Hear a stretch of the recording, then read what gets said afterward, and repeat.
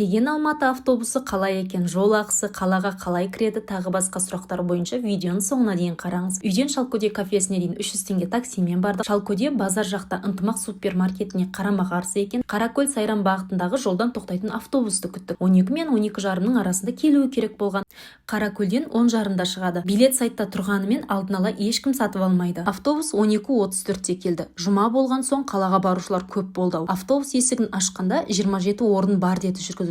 Кіріп бірінші орын алдық. Жүктерімізді салдық. 2-3 адамға орын жетпей қалды. Солай отырғызу түгелдеу үйтіп 10 минутта жүрдік. Жол құны 2000 теңге. Бізде такси 4000 теңге. 53 орындық үлкен автобус екен. Орындықтары жұмсақ. 13:50-де Көкпектен өттік. 14:15-те Байсейіттен өттік. Шелекке кіру 14:21-де болды. Жібек жолына тоқтау 14:28-де. Осы жерде дәретханаға тоқтады, құны 100 теңге, іші таза екен. Дүкен және кафе бар екен. Чипси 850 теңге болды.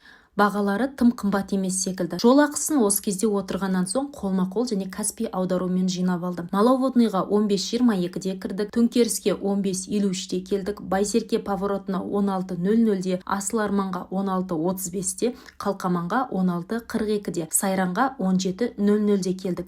Жол бағыты бетонка бакатпен жүреді екен.